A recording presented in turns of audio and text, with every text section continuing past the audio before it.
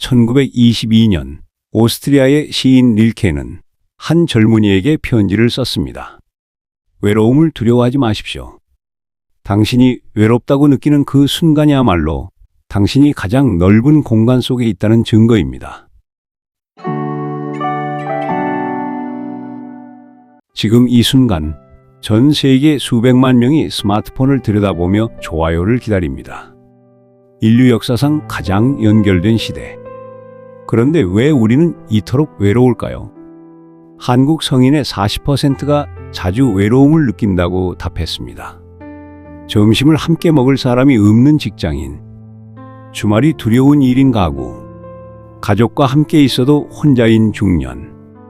역설적이게도 우리는 함께 있을수록 더 외로워집니다. 외로움은 고통입니다. 과학자들은 말합니다. 만성적 외로움은 하루 담배 한 갑을 피우는 것만큼 해롭다고 말이죠. 면역력을 떨어뜨리고 심장을 약하게 만들고 우리의 생명을 갉아먹습니다. 그런데 이상한 일이 있습니다. 외로움을 느끼는 순간 우리는 더욱 사람들을 밀어냅니다. 친구의 전화를 피하고 모임을 거절하고 방문을 닫아버립니다. 왜 그럴까요? 독일의 작가 헤르만 헤세는 소설 데미안에서 이렇게 말했습니다. 새는 알에서 나오려고 투쟁한다. 알은 세계이다. 태어나려는 자는 하나의 세계를 깨뜨려야 한다. 우리의 외로움도 마찬가지입니다. 외로움은 우리에게 무언가를 깨뜨리라고 말하고 있는 것은 아닐까요? 불교에는 공이라는 개념이 있습니다. 비어있음, 아무것도 없음. 우리는 이것을 두려워합니다. 빈 방을 무서워하고 침묵을 견디지 못하고 혼자 있는 시간을 TV나 스마트폰으로 채웁니다. 그런데 선승들은 말합니다. 진짜 자유는 비어있음에서 시작된다고. 컵이 비어야 새로운 차를 부을 수 있듯이 마음이 비어야 진짜 나를 만날 수 있습니다. 프랑스 철학자 파스칼은 이렇게 말했습니다. 인간의 모든 불행은 단 하나, 방 안에 조용히 혼자 앉아 있을 줄 모르는 데서 비롯된다. 우리가 외로움을 느끼는 이유는 혼자가 되는 것이 두렵기 때문이 아닙니다. 진짜 두려운 것은 혼자 있을 때 만나게 되는 나 자신 때문입니다. 내가 누구인지, 무엇을 원하는지, 어디로 가고 있는지, 그 질문들과 마주하는 것이 두려운 겁니다. 시인 릴케는 젊은 시절 깊은 외로움에 빠졌습니다. 파리의 작은 방에서 그는 며칠 동안 아무도 만나지 않았습니다. 말을 걸어올 사람도 없었고 그를 찾는 사람도 없었습니다. 그는 그 외로움을 견디지 못해 거리로 뛰쳐나가려 했습니다. 하지만 문 앞에서 멈췄습니다. 그리고 다시 방으로 돌아와 외로움과 함께 앉았습니다. 그는 외로움을 관찰하기 시작했습니다.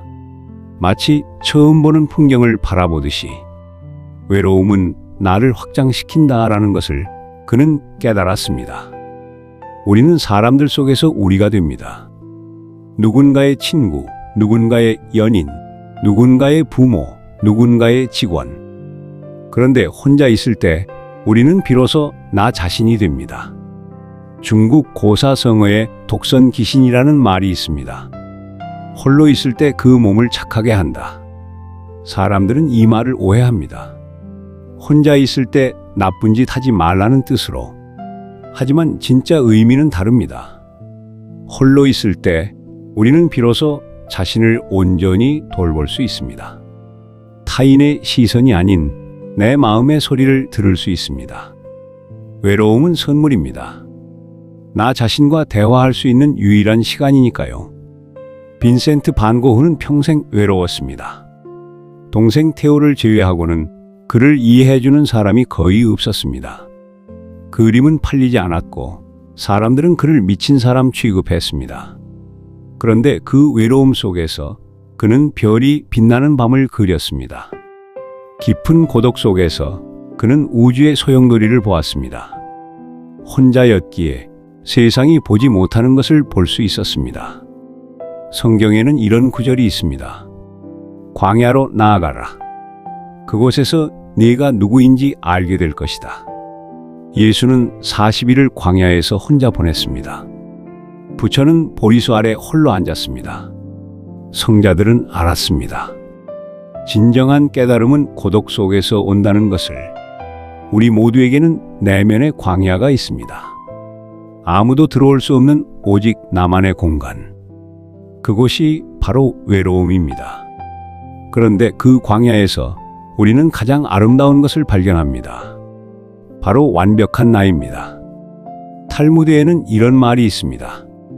혼자 걸을 줄 아는 사람만이 다른 사람과 함께 걸을 수 있다. 외로움을 견딜 수 있는 사람만이 진정한 관계를 맺을 수 있습니다. 하지만 외로움과 함께 산다는 것은 쉽지 않습니다. 때로는 밤이 너무 깁니다. 때로는 침묵이 너무 무겁습니다. 혼자라는 사실은 너무 아픕니다. 릴케는 이렇게 말했습니다.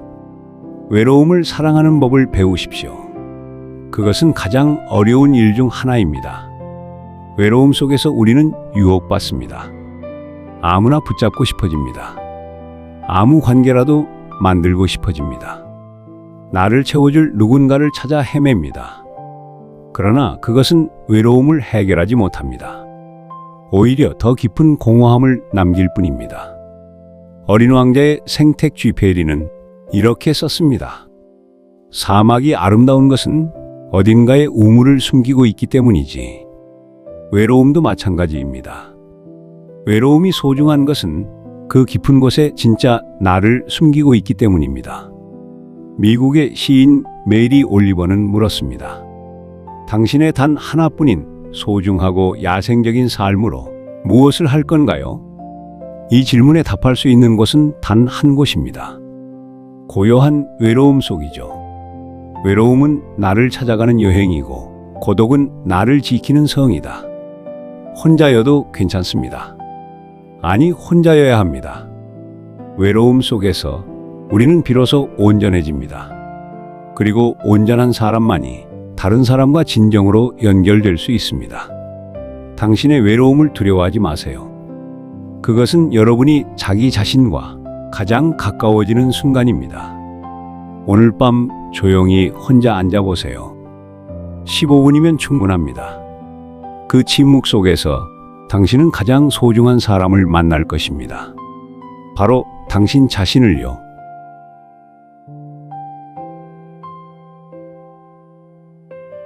오늘 이야기가 도움이 되셨다면 구독과 좋아요로 응원해 주세요. 당신의 외로움이 가장 아름다운 여행이 되기를 바랍니다. 오늘의 이야기는 여기까지입니다.